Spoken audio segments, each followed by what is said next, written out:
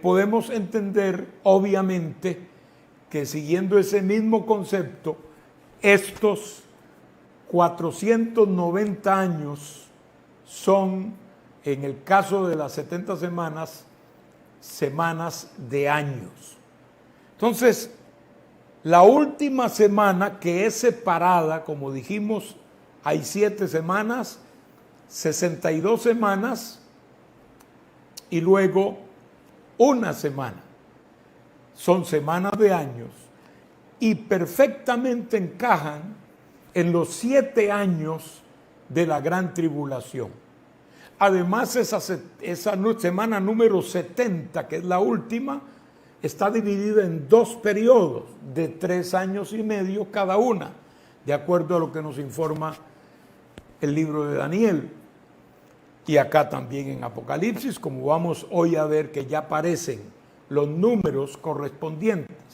Entonces, completa esos 7 años de la gran tribulación. Acá estamos ya prácticamente en eventos, que termina con esto los 2 testigos, que tienen que ver con la primera parte de esa semana número 70. Y luego empieza a correr la segunda parte, el segundo periodo de la semana número 70, hasta completar los 7 años. Así que el paréntesis del que les hablo, porque esto viene hasta ahora cronológicamente, excepto los paréntesis, ese orden cronológico se detiene para dar cabida a los paréntesis. En este caso, este paréntesis empieza en el capítulo 10, que nos habla del ángel fuerte y que incluye también el capítulo 11 como paréntesis, especialmente en la parte de los testigos, ¿verdad? Hasta el versículo 14, y luego en el 15 reanuda el orden cronológico cuando el ángel toca la 7ª trompeta, que luego viene después de esa 7ª trompeta, las copas de la ira de Dios, pero ya tendremos tiempo para hablar de eso. Por ahora estamos en ese paréntesis que ya hemos mencionado una parte, y hoy seguimos con la parte de los 2 testigos. Como lectura de esta noche tenemos Apocalipsis capítulo 11, que nos dice: entonces me fue dada una caña semejante a una vara de medir, y se me dijo: levántate y mide el templo de Dios y el altar y a los que adoran en él. Es como una expresión de autoridad y de propiedad del templo, Dios reclamándolo como propio. Luego dice: pero el patio que está fuera del templo, déjalo aparte y no lo midas, porque ha sido entregado a los gentiles, y ellos hollarán la ciudad santa 42 meses. Ya aquí aparece el concepto de los 3 años y medio que faltan, en los cuales la ciudad será hollada, es decir, pisoteada por los gentiles. Eso es parte del plan de Dios. Recordemos que habla de un templo, es un templo literal. En este caso está hablando del templo que existirá en Israel, en la tierra de Israel, en la ciudad de Jerusalén, en el tiempo de la gran tribulación. O sea, durante ese tiempo, y puede ser construido aún antes de que empiece la gran tribulación, que es lo mismo que decir que este templo podría estar desde antes del arrebatamiento de la iglesia. Recordemos que el arrebatamiento de la iglesia es la que abre la puerta para el inicio de la gran tribulación. El inicio de la gran tribulación lo van a marcar la apertura de los sellos que hemos estado viendo en semanas anteriores. Y va a terminar con la ejecución del último sello que comprende, hermanos, captemos esto para que no perdamos el hilo cronológico. El último sello, el séptimo, comprendió las 7 trompetas. Y la séptima trompeta va a comprender las 7 copas de la ira de Dios. Quiere decir que este ciclo de juicios que dan por resultado, como dije al principio, el desalojo de la tierra, el hombre será desalojado de la tierra, todas sus conexiones, todas sus conexiones de toda clase serán cortadas en relación a la tierra, como vemos al final en el capítulo 16 del libro de Apocalipsis, pues es el desalojo del hombre. Allí terminan los juicios, aparte del juicio de la Gran Babilonia, que comprende los capítulos que siguen, y luego el capítulo 19, donde vemos a Cristo viniendo en gloria, es decir, ya para establecer su reino en la tierra. No va a establecer el reino en la tierra sin que haya tomado juicio, incluyendo el juicio de las naciones. De manera entonces, hermanos, que hay un orden cronológico. Acá en los paréntesis, por eso se llaman paréntesis, porque como que nos aparta de ese orden, de ese hilo cronológico, para enseñarnos alguna parte del plan total de Dios. En este caso aquí nos está llevando a contemplar algo especial, el templo de Dios que debe estar construido. Acá nos dice 2 cosas que yo considero muy importantes. Lo primero es que obviamente habrá un templo construido, si no dentro de los días de la gran tribulación, podría ser poco antes de la gran tribulación. Así que cuando oigamos que en Israel se oye el rumor de la construcción del templo, tenemos que erguir nuestra cabeza, como dice Pablo, y saber que los días de nuestra redención están cerca. Y me refiero a la redención de nuestro cuerpo, no de nuestra alma. Y me refiero también a la redención de la misma tierra física, que eso está todavía en el futuro. No hemos sido redimidos físicamente, todavía estamos en un cuerpo que de hecho está inclinado a la maldad, al pecado y no a las cosas de Dios. Tenemos que ser redimidos físicamente. Pues pronto, si Dios lo permite, así será, porque en la venida de Cristo este cuerpo será cambiado, será transformado a un cuerpo incorruptible e inmortal. Lo segundo que habla el templo, además de que tiene que estar, nos dice aquí por este texto que debe estar, es el hecho de que en ese templo se cumplirá lo que la palabra llama abominación desoladora. Cuando lleguemos ahí explicaré un poquito más, ahora en breve. Pero para que haya el cumplimiento de eso que el Señor en el capítulo 24, verso 15, llamó la abominación desoladora, y puso entre paréntesis el escritor, el que lee, entienda. O sea que hay que poner a trabajar el entendimiento para ver de qué está hablando el Señor, porque ya había una abominación desoladora en el pasado. Ahora él dice que habrá otra, pero el que lee entienda, porque Daniel habló de esta abominación desoladora. Entonces,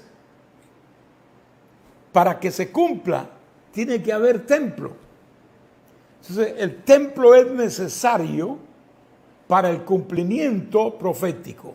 En la gran tribulación tiene que estar el templo construido. Cualquiera diría, bueno, pues los judíos podrían construir un templo en cualquier momento. No. Hay un solo lugar donde debe ser construido el templo, y es en la ciudad de David, en el monte del templo. El templo, es decir, el lugar fue escogido por Dios, que inspiró a David. Exactamente es el lugar donde hoy en día está construida la mezquita de Omar. Uno de los lugares, creo que es el tercer lugar santo de los musulmanes, y hasta ahora pues ese lugar se ha respetado. Allí es donde debería estar el templo de los judíos. Históricamente ese fue el lugar.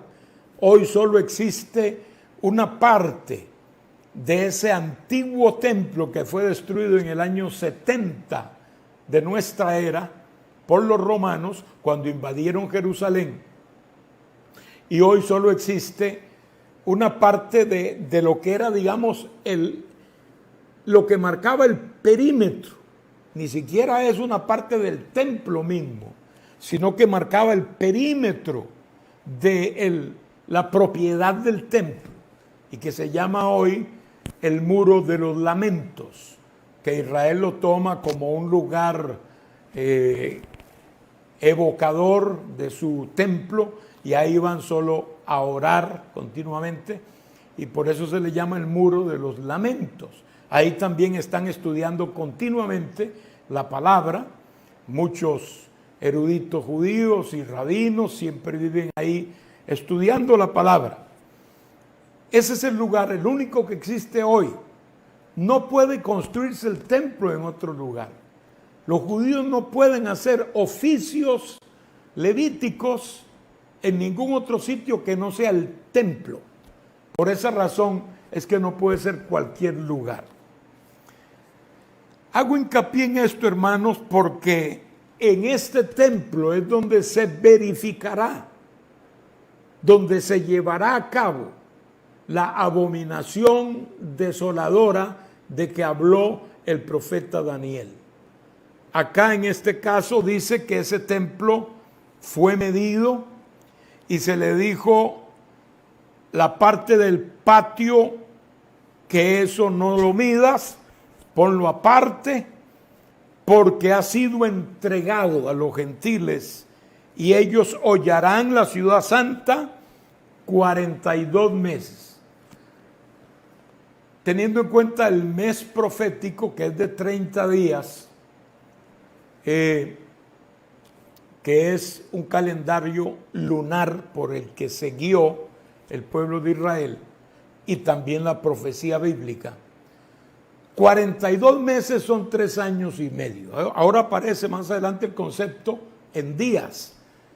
Siempre el número de 3 años y medio va a aparecer, no solo en este pasaje y en el que le voy a leer después, sino también en otros pasajes del libro de Apocalipsis y del libro de Daniel. De manera pues que este templo, hermanos, de que habló el Señor y de que habló el profeta Daniel y de que habla aquí en el capítulo 11, es el templo donde se sentará en su momento el anticristo haciéndose pasar por Dios. ¿Cómo se cumplirían esas cosas si no hubiera un templo? Pues aquí lo hay. No hay ninguna razón por la que ese templo no pueda ser construido ya, si estuviera el lugar. Si el lugar estuviera libre, ya estuviera construido. Los judíos tienen suficiente entusiasmo para eso y recursos también. De hecho, hace ya mucho tiempo yo oí dos cosas que me interesaron mucho. Una, que las piedras para la construcción del futuro templo judío ya están talladas y cortadas. Y cuando leí la noticia, estaban en las bodegas de un buque en los muelles de Nueva York que iba rumbo a Israel. Eso nos lleva a decir que el templo ya está en gran medida prefabricado. Lo otro que oí no hace mucho fue la visita de uno de los ministros de Estado de Israel, que tiene que ver con ganadería, que estaba visitando un país especialmente en búsqueda de una raza de ganado que la Biblia menciona como la vaca alazana, o sea, roja, de un ganado especial. Tiene que cumplir unas características y un protocolo especial para que pueda servir, decía la noticia, en los oficios levíticos y sacerdotales de los judíos. O sea que también hay hasta previsión ya de sacrificios. No se puede hacer un sacrificio en ningún otro lugar que no sea el templo. Eso está absolutamente prohibido. Es una demanda de Dios. Sin embargo, al estar ellos buscando hoy lugares donde puedan encontrar el ganado adecuado, y especialmente la vaca alazana, que era especialmente apartada, se ofrecía en holocausto y sus cenizas se revolvían con agua y eran para la purificación de las inmundicias en Israel. O sea, era un sacrificio muy especial y eso se guardaba para ese oficio. Entonces, hermanos, ya hay pasos que Israel está dando. Se dice que hay judíos que han comprado solares ya en Jerusalén a fin de tener, como ellos piensan, una alternativa. O sea, lo que quiero decir con esto es que el entusiasmo de la construcción de un templo en Israel existe, no se ha perdido. Está allí como uno de los aspectos prioritarios del pueblo de Israel como nación. El hecho de que no midieron el patio, sino que dice que será entregado, está hablando de esa parte de la gran tribulación en la cual el anticristo cometerá la abominación desoladora y se apropiará él y los ejércitos gentiles otra vez de la ciudad de Jerusalén, del templo, y se repetirá en el templo lo que ya se hizo una vez en el tiempo en que gobernó Israel uno de los gobernantes más perniciosos y abominables que hubo. Me refiero a Antíoco Epifanes de Siria.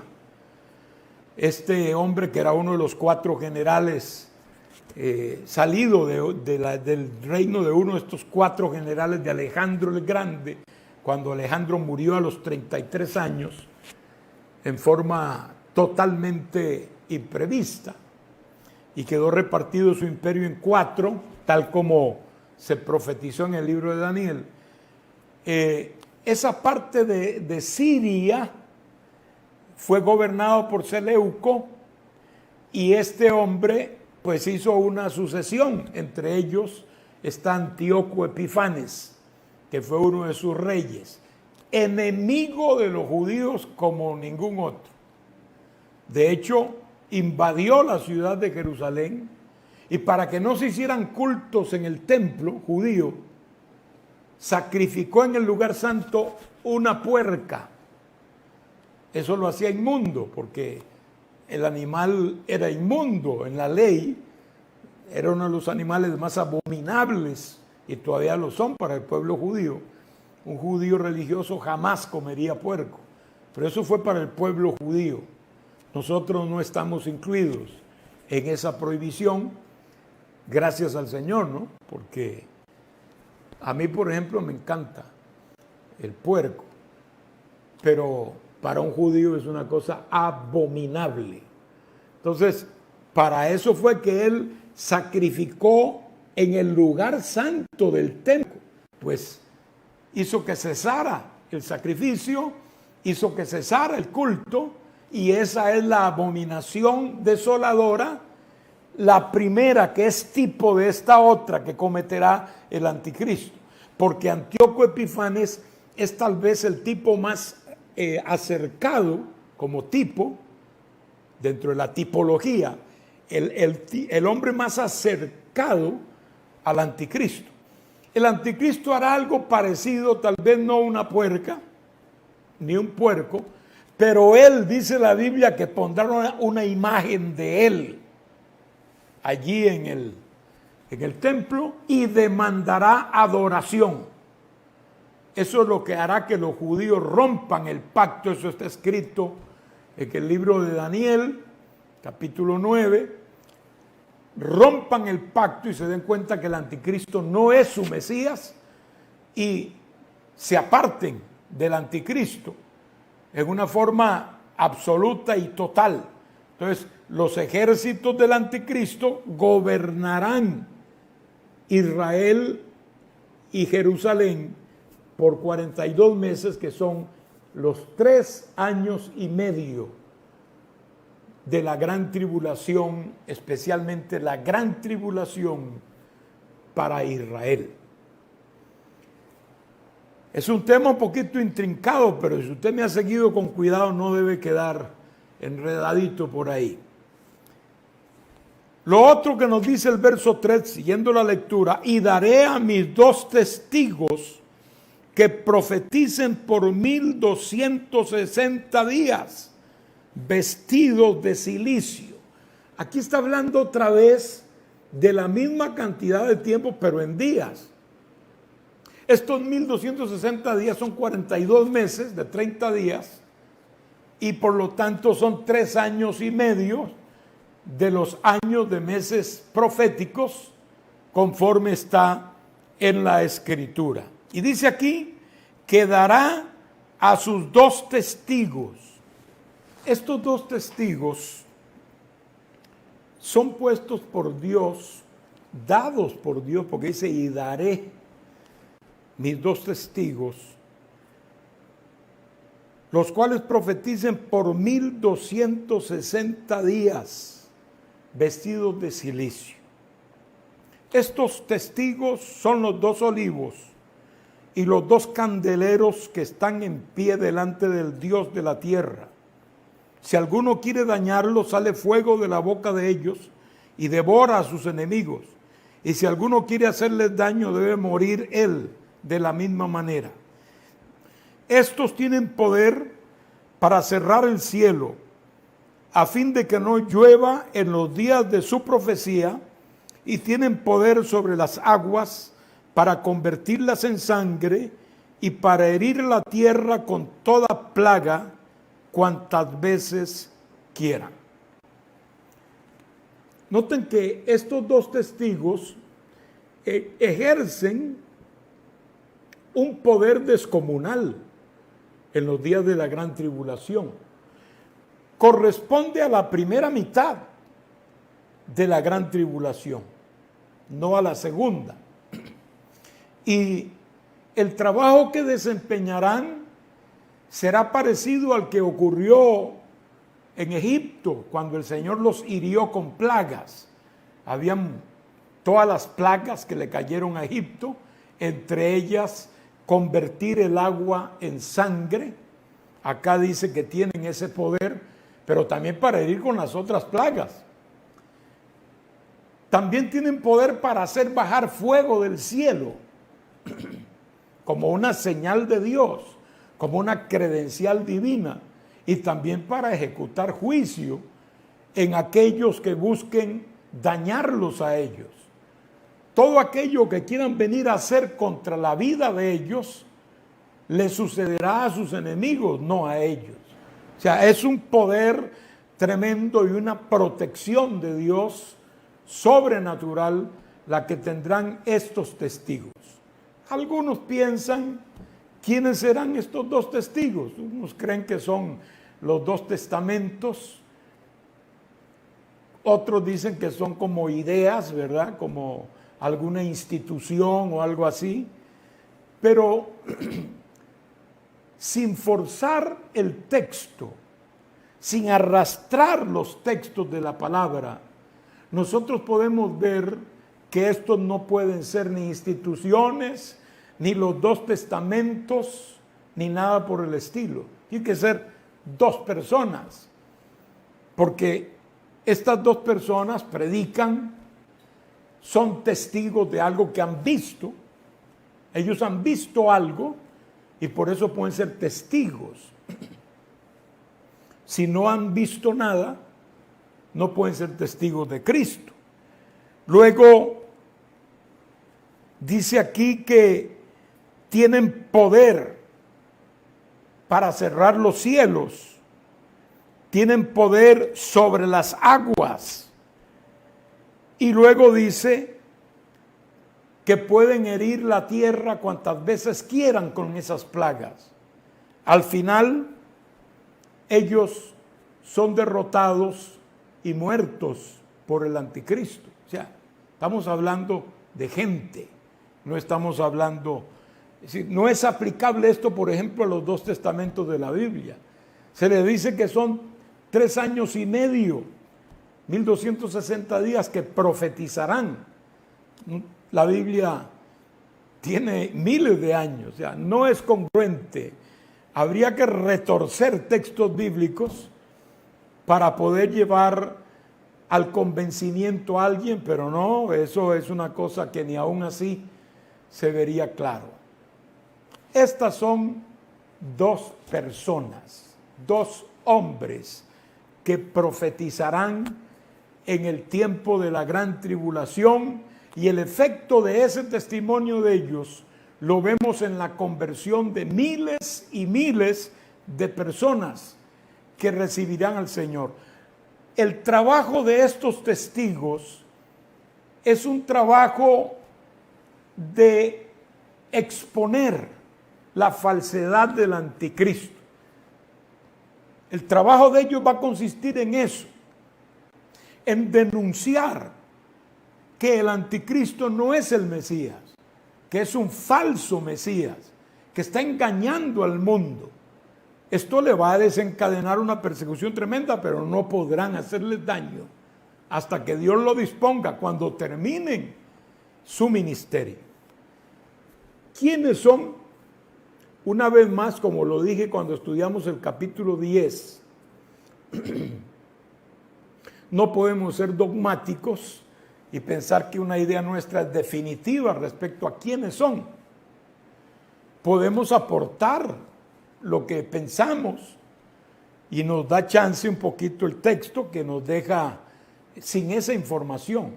Pero por otro lado, si Dios no dice quiénes son, pues no nos atrevamos nosotros a decir son estos y tienen que serlo. Ya dije que sí, no, son dos personas, eso es obvio. Alguien que me diga a mí que no son dos personas, yo no se lo voy a aceptar de ninguna manera. Es como alguien que me venga a decir que el que monta en el caballo blanco allá en el primer sello es Jesucristo. No se lo voy a aceptar de ninguna manera. Eso no está a que se pueda decidir uno qué es lo que piensa, si es quién o cuál. No, eso está bien claro. Hay textos en la Biblia que son claros en el libro de Apocalipsis, y como les dije desde el principio, la mayoría del libro de Apocalipsis es literal, tiene simbolismo, tiene espiritualidad, pero la mayoría es perfectamente literal, y en lo literal se ve la congruencia que se puede captar por el mismo contexto del libro. Así que no es asunto de que tienen que ser fulano y mengano, porque así pienso yo, piensa aquel o piensa aquel. No. Sin embargo, sí nos da el chance, por decirlo así, de dejar correr un poquito la mente. La mayoría de los grandes eruditos bíblicos está de acuerdo que uno de estos testigos es Elías, porque está profetizado en el último libro de la Biblia, en el Viejo Testamento, y la última profecía, por cierto, tiene que ver con Elías, que vendrá, dijo el Señor, antes de su venida. Siempre el aspecto de la venida de Cristo fue algo que no entendieron completamente en la antigüedad. Es decir, el desarrollo de el ministerio del Mesías, ellos no lo entendieron porque no podían captarlo, no era el tiempo de ellos, ni siquiera los profetas más espirituales. Tenemos a Job, que tuvo una vislumbre de la resurrección del Señor, cuando dijo: yo sé que mi Redentor vive, y que después de deshecha esta mi piel, en mi carne he de ver a Dios, etc. Está hablando de resurrección, que era una cosa que todavía no entendían en aquel tiempo, pero que la fe lo llevó a captar esa maravillosa verdad. Así que la mayoría piensa que Elías es uno de esos dos testigos. Donde se divide es en el segundo. Algunos creen que es Enoc, aquel hombre de la antigüedad que fue un profeta de juicio, aunque no era judío. Esa es una de sus desventajas. Es difícil que los judíos lo aceptaran sin ser judío y sin ser circuncidado, por lo tanto, es un poco difícil que fuera aceptado un profeta así. No obstante, no queremos ser dogmáticos. Yo en lo personal pienso, me permiten dar mi opinión, que el otro testigo sea Moisés. Los que piensan que son Enoc y Elías especialmente se basan en lo que dice Hebreos 9:27. Está establecido para los hombres que mueran una sola vez y después de esto el juicio. Los únicos que no han muerto, profetas de la antigüedad, y digo que no han muerto, no porque no hayan otros que hayan muerto y han resucitado, hay otros, por lo menos 8, pero estos realmente no murieron. Estos fueron trasladados al cielo. Tenemos a un Elías que fue arrebatado en un carro de fuego, fue separado de Eliseo y luego en un torbellino subió a la presencia de Dios.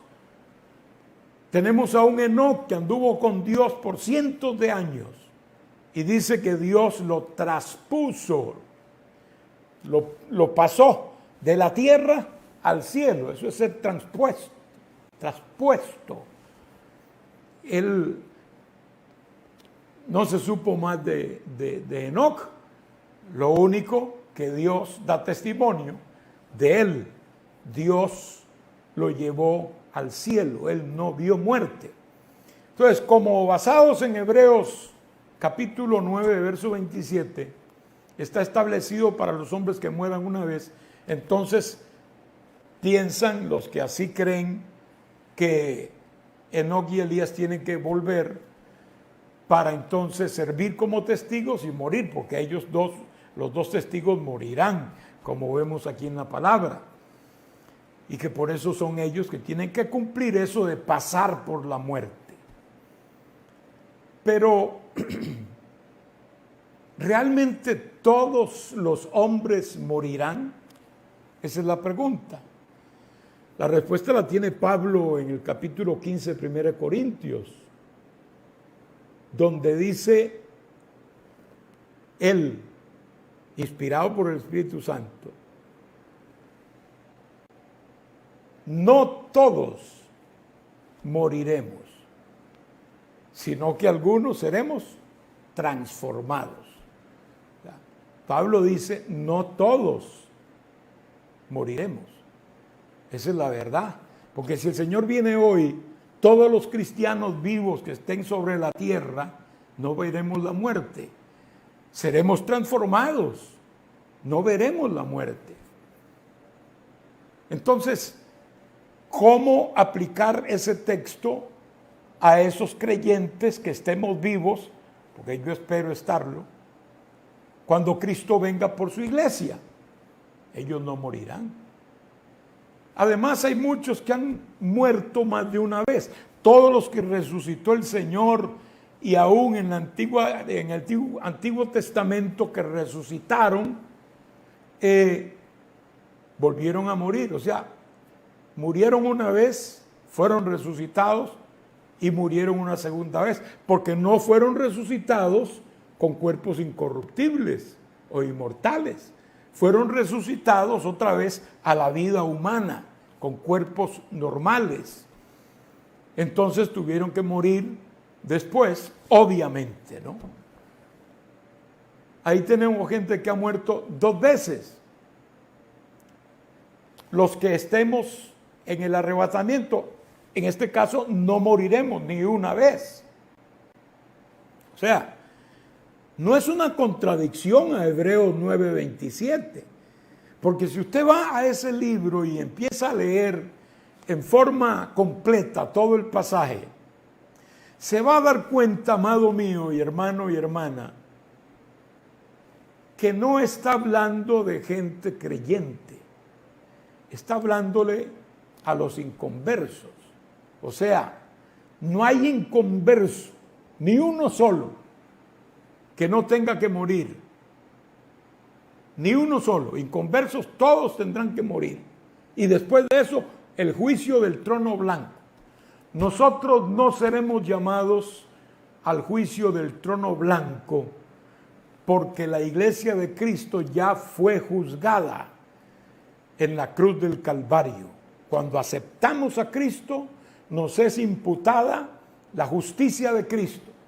De manera pues que ya no seremos juzgados por algo que fue juzgado en Cristo. Ese es el gran secreto. Esa es la inteligencia de buscar a Dios, ponerse al lado de Dios. El que no, sí está, como quien dice, sin ninguna protección y tendrá que enfrentarse al juicio del Señor, que es justo porque Él le comprobará a cada uno sus cosas. Nadie podrá decir, no, yo no hice eso. Me imagino a Dios con sus ángeles allí, con sus computadoras celestiales, diciéndole, búscame el nombre fulano de tal día, tal fecha. ¿Asesinó a aquel? Sí, lo asesinó. ¿Mintió allá? Sí, mintió allá. ¿Adulteró allá? Sí, adulteró. Todo eso está escrito. Entonces Dios te va a decir, ¿y esto qué es? La Biblia dice que todas nuestras obras están registradas. Aún nuestras palabras, de toda palabra ociosa y corrompida que el hombre diga y hable, de ella dará cuenta a Dios. Quiere decir que hay un registro de todo lo que hacemos. Lo único que nos puede cubrir y salvar del justo juicio de Dios es la sangre de Cristo. Es el Señor que es nuestro Redentor. Entonces, mis amados, volviendo a nuestro tema central, todo impío, todo inconverso, sí tendrá que ver el juicio de Dios y sí tendrá que pasar por la muerte, porque nadie que esté ante el gran trono blanco puede estar allí habiendo vivido sin morir. Todos habrán gustado la muerte, los que estén ahí. Entre el pueblo de Dios, muchos no moriremos. Así que el argumento de la muerte que tiene que llegar a cada uno, porque así está establecido, no es un argumento sólido. Aparte de eso, pues yo veo que Moisés sí cumple algunos de estos parámetros. Por ejemplo, de Elías sabemos que él fue especialista en hacer bajar fuego del cielo. Digo especialista porque se ve mucho en su ministerio que él mandaba bajar fuego del cielo y por eso se le llama el profeta de fuego. En el caso de Moisés, hirió con plagas a Egipto, volvió el agua en sangre en Egipto y lo hirió con distintas pruebas. Elías tuvo poder para detener la lluvia por 3 años y medio. Todo eso se dice ahí que tendrán estos testigos. Además de que eran testigos, ellos estuvieron con el Señor en el monte de la transfiguración poco antes del Señor subir al Calvario. Estuvo ahí, dice la Biblia, de qué hablaban. Hablaban de estas cosas que iban a pasar, de que Él iba a subir a Jerusalén y de lo que iba a acontecer. O sea, ellos fueron testigos de lo que el Señor les dijo que venía a hacer y que ya había llegado el momento de empezar a hacer lo que Él iba a hacer. Entonces, sí eran testigos de algo de primera mano. Por eso, humildemente, me inclino por un testigo de eso será Elías y otro de estos 2 testigos será Moisés, que es perfectamente aceptado en el pueblo hebreo hasta el día de hoy. Y de hecho, tanto Moisés como Elías no terminaron su ministerio aquí en la tierra. Recordemos que Elías le pidió a Dios que lo matara, y aunque Dios no lo mató, pero sí por lo menos le aceptó que ya no quería seguir en el ministerio y lo promovió de esa manera. Porque él le dijo, yo no quiero seguir más. En el caso de Moisés, todos sabemos que su ministerio iba a terminar en la tierra prometida, allá en Canaán. Él fue llamado para llevar al pueblo e introducirlo en la tierra prometida. Pero al camino, en medio camino, le fue cortado ese privilegio y Dios le dijo, yo te había dicho, pero ahora te digo esto otro. No vas a entrar y no vas a entrar. Y no entró. Entró, pero en la visión de la gran, de la transfiguración, de la visión tremenda de Moisés y Elías que estaban con el Señor. Y eso ocurrió en la tierra prometida. Pero aparte de eso, realmente Moisés lo que quería era entrar a la tierra y heredar, pero no le fue permitido, todos sabemos por qué. Así que su ministerio como que fue truncado. En un sentido, este tiempo de la gran tribulación como que se presenta como la oportunidad para concluir un trabajo que ellos no pudieron concluir. Es otro argumento, ¿verdad?, a favor de esta posición. Pero repito, no es algo que podamos decir tiene que ser así. Es simplemente, pues, una forma de querer interpretar, por lo menos el nombre de estos testigos, pero al hacerlo basarnos en algunos argumentos bíblicos que tengan asidero, que tengan raíz, que tengan base. Aún así, el que usted crea que es Moisés o que crea que es Enoc, no altera en nada nuestra fe en la palabra, ni tampoco el propósito general de este libro y de este capítulo en particular. Puede usted seguir escudriñando y pensando y sosteniendo ese concepto. Yo no pretendo hacérselo cambiar, pero esa explicación la doy en favor de todo aquel que tal vez diga, bueno, ¿a qué me decido? ¿Es o no es? Pues bueno, para mí es Moisés y Elías. Después de esto, hermanos, dice la Biblia que estos 2 testigos, antes muy poderosos y aguerridos, de pronto, con el auge del anticristo, para este tiempo el anticristo ya tiene una estela de éxitos en su trabajo y ahora quiere consolidarse en Jerusalén misma. Entonces dice la Biblia que vaya y mata a estos dos testigos, los mata, y todo el mundo se alegra, porque es que a los predicadores no nos quieren mucho, especialmente la gente que ama el pecado. No nos quieren callar, quieren que no digamos muchas cosas que hay que decir, porque para eso nos ha llamado Dios, para predicar la verdad. Entonces ellos serán muertos y la gente se alegrará, la gente hará fiesta, porque los dos profetas estos que tanto molestaron e incomodaron a la gente en la tierra, murieron. Sin embargo, qué maravilloso es que en la muerte, que es lo peor que podía acontecer, en la muerte es donde vino la mayor gloria y bendición para ellos. 3 días y medio los tuvieron expuestos allí, abandonados sus cadáveres.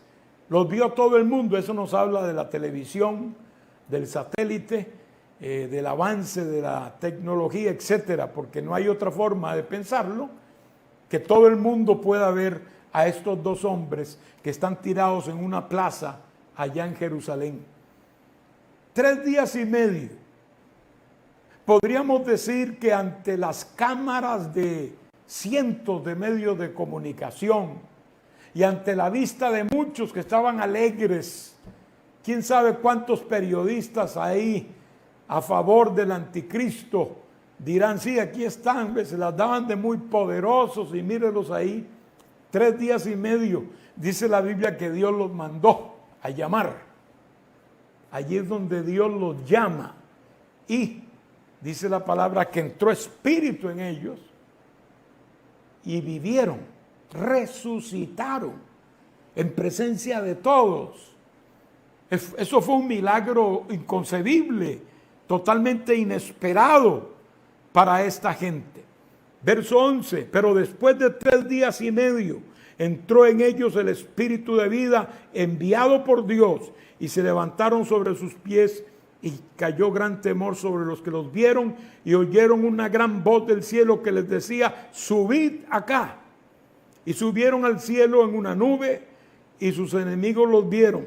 Y aquella hora hubo un gran terremoto y la 10ª parte de la ciudad se derrumbó y por el terremoto murieron en número de 7,000 hombres y los demás se aterrorizaron y dieron gloria al Dios del cielo, a la fuerza, pero dieron gloria. El segundo ay pasó, acuérdense que eran 3 ay, este es el segundo.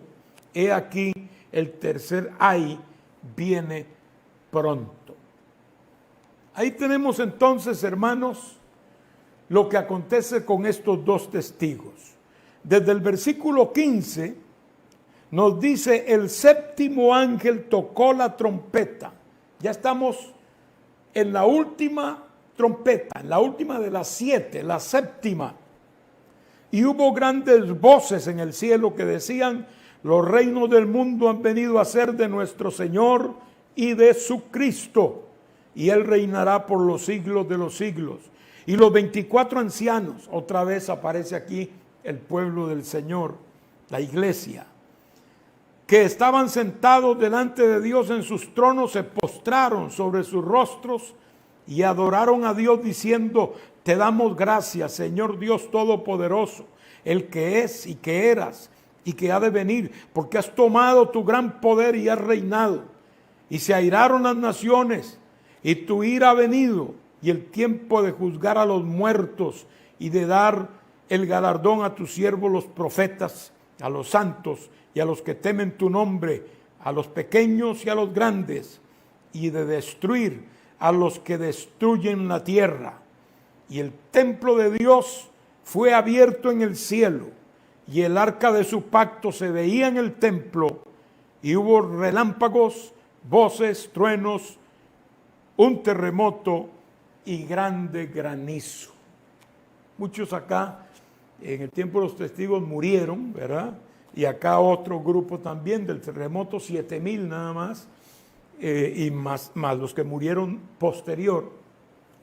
Ya teníamos la 3ª parte de los habitantes de la tierra que también fueron muertos entre la quinta y sexta trompeta, de manera que los habitantes de la tierra van diezmándose poco a poco. Me quedan pocos minutos, tal vez unos 10, pero quiero rápidamente referirme al capítulo 12, aunque en el próximo empalme tenga que hablar algo más sobre esto. Pero acá nos dice el capítulo 12, apareció en el cielo una gran señal. Esto es paréntesis, acuérdense. Apareció en el cielo una gran señal, una mujer vestida del sol, con la luna debajo de sus pies, y sobre su cabeza una corona de 12 estrellas. Y estando encinta, clamaba con dolores de parto en la angustia del alumbramiento. También apareció otra señal en el cielo. He aquí un gran dragón escarlata que tenía 7 cabezas y 10 cuernos, y en sus cabezas 7 diademas, y su cola arrastraba la tercera parte de las estrellas del cielo y las arrojó sobre la tierra. Y el dragón se paró frente a la mujer que estaba para dar a luz, a fin de devorar a su hijo tan pronto como naciese. Y ella dio a luz un hijo varón, que regirá con vara de hierro a todas las naciones. Y su hijo fue arrebatado para Dios y para su trono. Y la mujer huyó al desierto, donde tiene lugar preparado por Dios, para que allí la sustenten por 1260 días. Otra vez la cifra. Después hubo una gran batalla en el cielo. Miguel y sus ángeles luchaban contra el dragón, y luchaban el dragón y sus ángeles, pero no prevalecieron, ni se halló ya lugar para ellos en el cielo. Acá estoy corriendo un poquito, hermanos. En el sonido de la séptima trompeta vemos la reacción, ¿verdad?, en el cielo del pueblo del Señor, que alaba y reconoce a Dios. Qué distinto a cómo reacciona el mundo, que es con blasfemia, que es con pecados de la carne, que es con espiritismo, que es con hechicería, etcétera, que eso abundará en el tiempo de la gran tribulación. El templo que dice aquí el versículo 19 no es el mismo que midió Juan. Este templo es el templo celestial. Está en el cielo, ahí lo dice, el templo está en el cielo se abre y muestra el templo. Recordemos, hermanos, que Moisés hizo el tabernáculo siguiendo el modelo que Dios le mostró allá en el monte. No fue un invento de Moisés, Dios le mostró, este es el modelo. Es decir, Dios le dio a Moisés un modelo en miniatura, por decirlo de esta manera. Un modelo en miniatura del santuario celestial. La Biblia dice que hay un santuario celestial en el cual Cristo entró con su propia sangre. Este es un santuario celestial y eterno, que acá en este caso se le permite al hombre ver, Dios le permite ver el templo y le permite ver el arca que se veía en el templo. Se veía en el templo y hubo relámpagos, voces, truenos y un terremoto grande y granizo. O sea, el apóstol puede ver este templo celestial desde la perspectiva de donde él está, ¿verdad?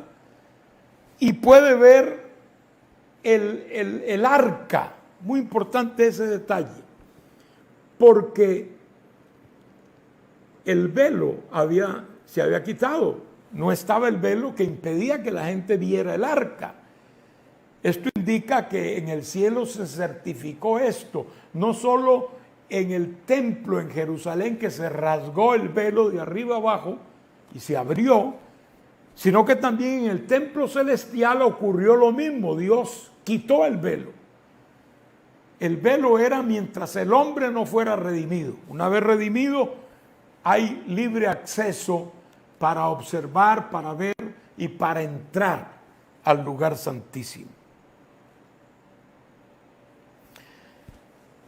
Esta señal de la mujer encinta,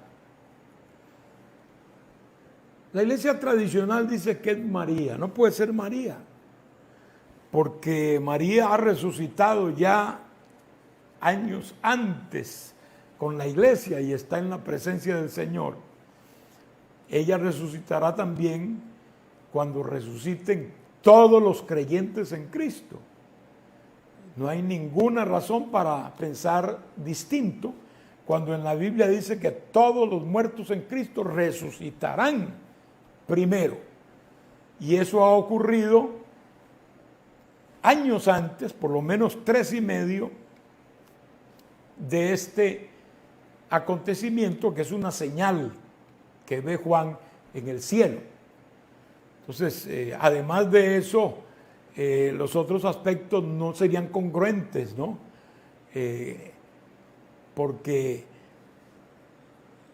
María no fue perseguida así ni nada por el estilo, ¿no? O sea, no calza dentro del contexto.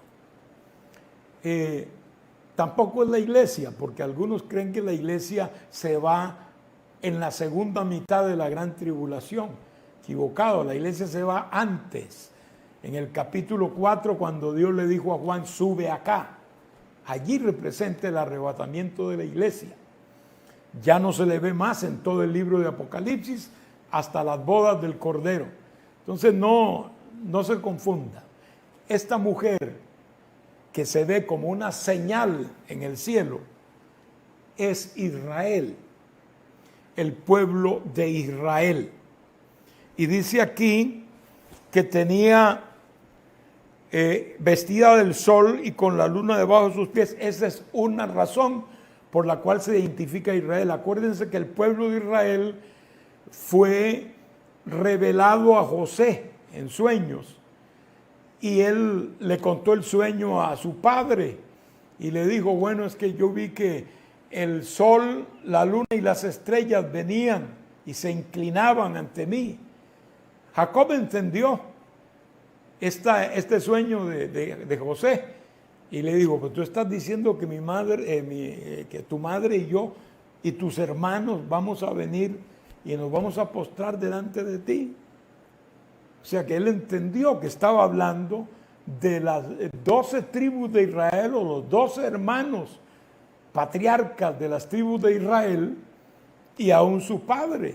O sea que es un hecho que las estrellas, luna y sol están relacionados con la historia del pueblo de Israel. Estaba encinta de un hijo varón, dice aquí la Escritura, y estaba en sus dolores de alumbramiento. Y luego aparece otra señal, y en esa otra señal aparece el dragón escarlata. Este es Satanás. El Señor lo reprenda. Acordémonos que el dragón es una figura no real, ¿no? Como tal, pero sí en la forma como se concibe mentalmente y psicológicamente, es un monstruo, un animal espantoso. Acá aparece el diablo comparado o tipificado por este animal fabuloso y por este animal monstruoso que es el dragón. Y dice ahí que su cola arrastraba la tercera parte de las estrellas del cielo, que es una alusión, de aquí se concluye que el diablo engañó una tercera parte de los ángeles en el cielo, logró arrastrarlos con él, y aquí se menciona como estrellas que son arrastradas. Y entonces vino y se paró enfrente de la mujer y estaba listo para devorar al hijo varón que iba a nacer, pero obviamente no pudo, ¿verdad?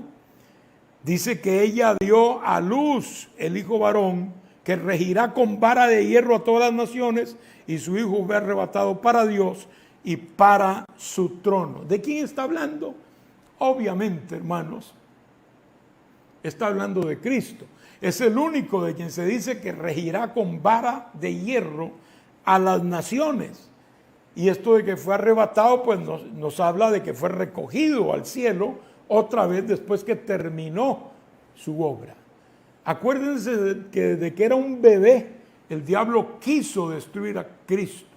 Él procuró destruirlo, pero no pudo, aunque trató de hacerlo, de matarlo, y luego en su ministerio varias veces también, y luego fue a la cruz el Señor, pero eso más bien redundó en la victoria absoluta de Cristo sobre los poderes diabólicos, y subió al cielo más que vencedor.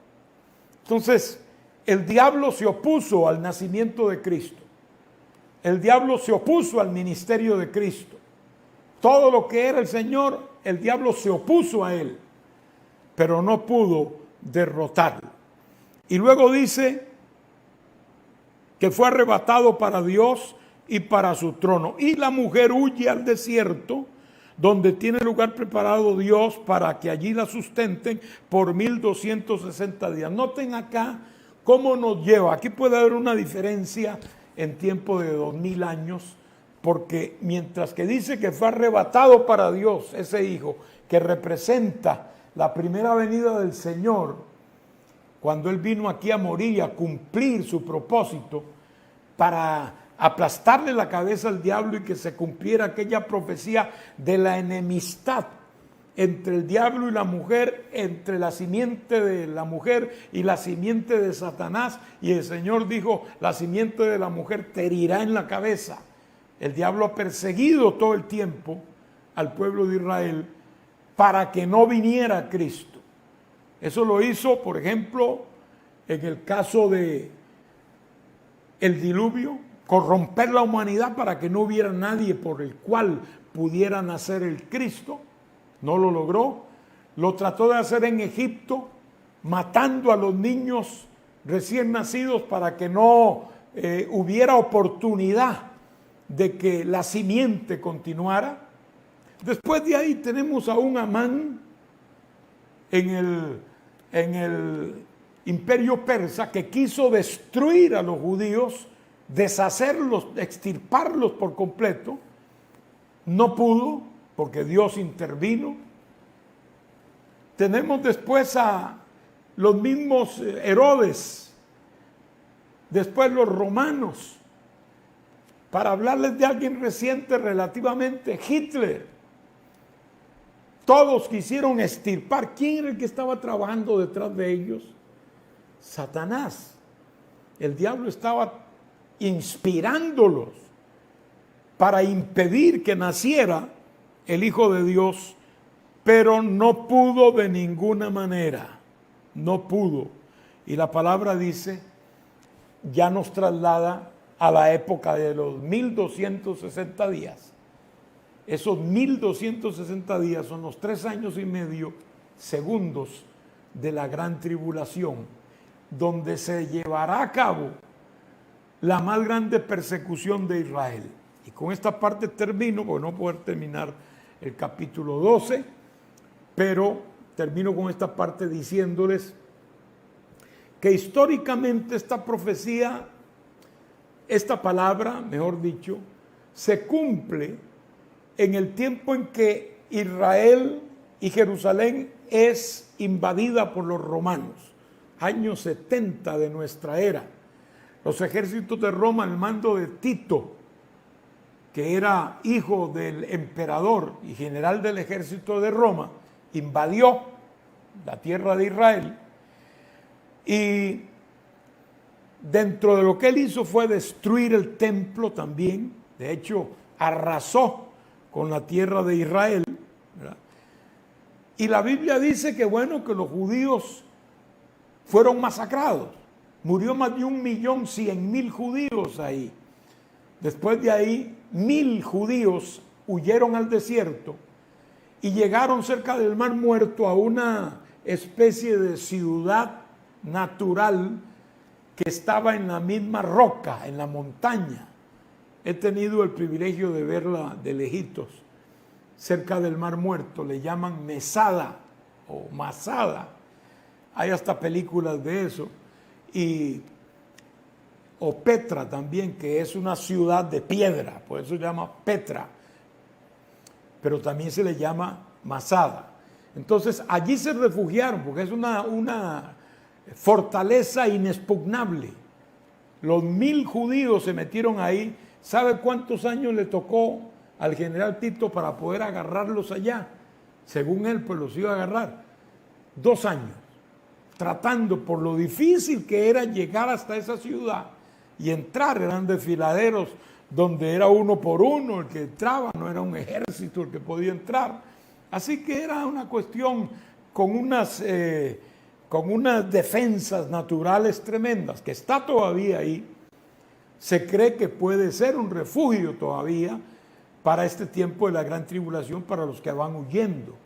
A los 2 años, Tito logró entrar a esa ciudad y todos los que habían arriba se quitaron la vida ellos mismos para no darle al general romano la satisfacción de que ellos fueran tomados vivos. Eso está en la historia, es una historia que se ha llevado, como dije, hasta la pantalla y todo. Entonces puede ser que el Señor tenga esa ciudad todavía ahí para que algunos de los judíos en el tiempo de la gran tribulación, que pase algo parecido, que un grupo grande pueda huir y tener un lugar en el cual estar un poco más protegidos y seguros, porque es un hecho, hermanos, el pueblo de Israel será duramente perseguido en este tiempo. Y vamos a ver algo de esto en la próxima, si el Señor nos lo permite. Así que gracias a Dios, hermanos, gracias por seguirnos en estos estudios y vamos a orar. Padre, te damos gracias, Señor, una vez más, porque nos has ayudado en torno a este estudio de tu palabra. Gracias por tu ayuda, Señor. Vemos tu mano poderosa extendida a favor de tu pueblo Israel, Señor. Entendemos que paso a paso tu palabra se acerca al cumplimiento total, Señor. Y nosotros, aunque no estaremos aquí en la tierra, pero de alguna manera sabremos cómo se desarrollan estos acontecimientos que ocurrirán aquí en la tierra en esos 7 años de gran tribulación. Bendice a tu pueblo, Padre mío, guárdanos a cada uno para perseverar hasta el fin, porque el que perseverare hasta el fin, ese será salvo. En el nombre de Jesús, amén. Que Dios les bendiga a todos, hermanos.